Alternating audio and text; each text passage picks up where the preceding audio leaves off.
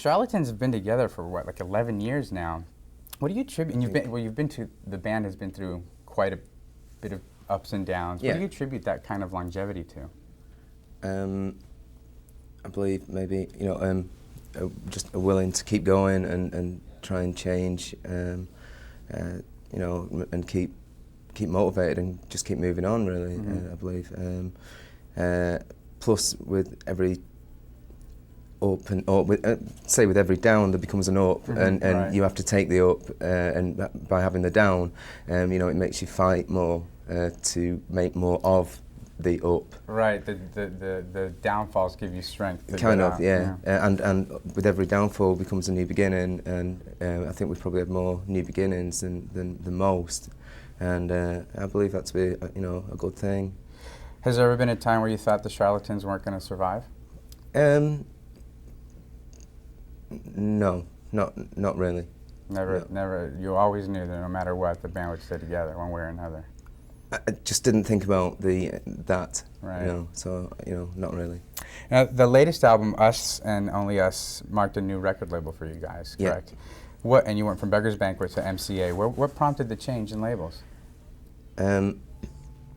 We believe that we were too spread out. With Beggar's Banquet, that was a independent label in the UK alone, and for every other country, we were on some other label that changed kind of with every record. So it was all too filtered out, and we wanted to have a home, and we felt that it was after 6 LPs that we deserved, rather than renting, to actually have a home. Right. Has it been what you expected, working with a bigger label like that? So kind of not that different yet to notice, but I think we need to maybe do another LP to really know what the difference is. Right. This last album, Us and Only Us, when I was reading about it and when it first came out, back in October of '99, I read that you guys had recorded this rather quickly, especially compared to the last album. Well, the last LP, the one before, took 9 months, and that was a very slow process, and we didn't want to do that again. Does working faster, do you think that affects the product? It stops a lot of umming and ahhing, when it's, you just waste so much time sort of doing that, really. And I think, quick, fast, concentrated spells of work, it seems to keep it a bit fresher. And I think we'll maybe try and do that again, use that process again. Right. It's funny that you say that like 9 months is a long time, because I know a lot of bands take year and a half, and for you guys, that was much too long. Yeah. It's very interesting. Now, when the album came out again in October, I read an interview where you said we finally made our first really complete album. Because everyone always asks you, straight away, is this the best LP you've ever done? Right. And I mean, of course it is, because you've just made it, but I did feel that, from start to finish, it had the same sort of sound and the same quality from start to finish. And you were happy. I was happy with that quality at the time. Yeah. I read a number of reviews of Us and Only Us, of course, that call this album the most American-sounding album the Charlatan UK's have ever made. You think that's true? No, I think the first one. The first one is more American. Probably. Why do you think these reviewers are like? Where are they pulling this? I don't know. Information from? Maybe because I moved to Los Angeles. They probably just thought, right, that's it. We'll say that. Right. I don't really believe that. Another thing I read recently. I did my research on you. Yeah, no, I mean, it sounds it. I'm making you answer for all these things. You're good, man.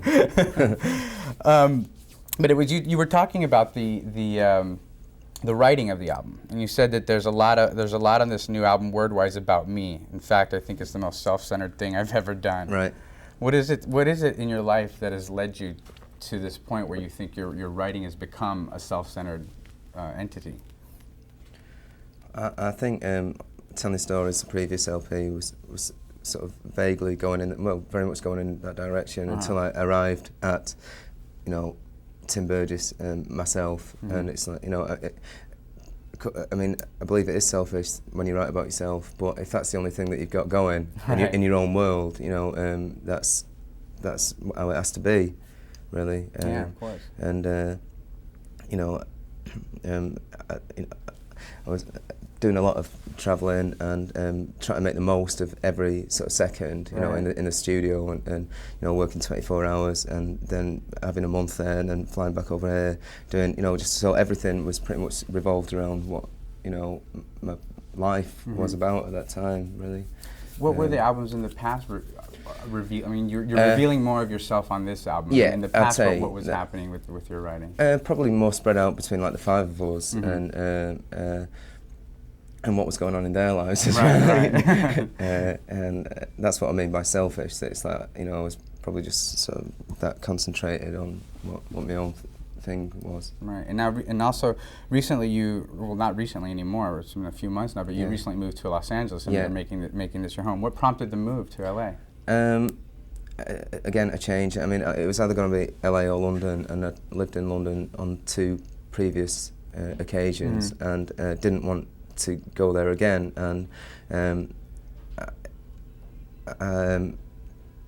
And my wife lived in Los Angeles at the time, and we were deciding where to go. Right. And it was, you know, I fell in love with Los Angeles, and there was a purpose for me to be here as well, and that kind of was it, really. How did the rest of the band react when you told them you were moving away?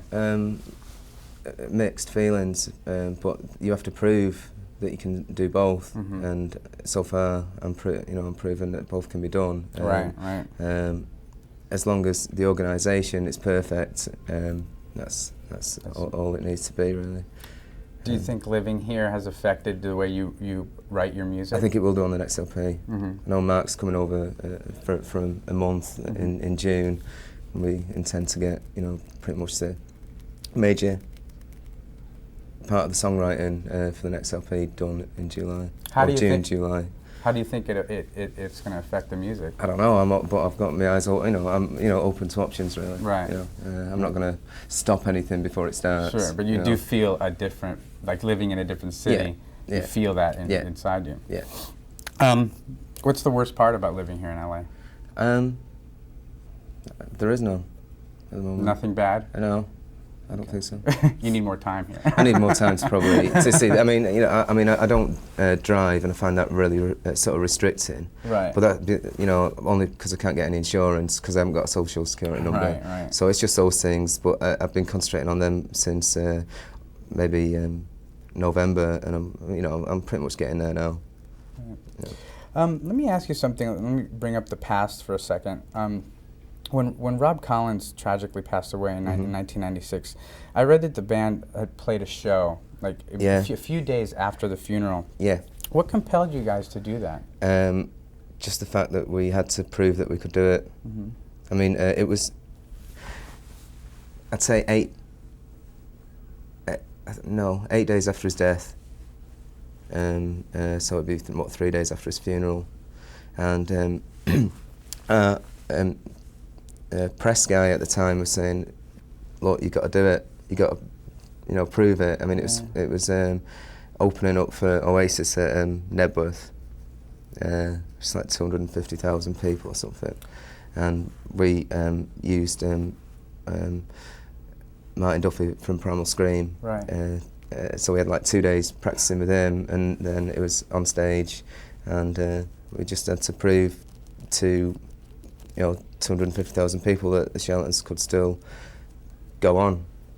Did you have any regrets after that, considering the closeness to the funeral? After it, I think it all really sort of like sank in what had happened. You know what I mean?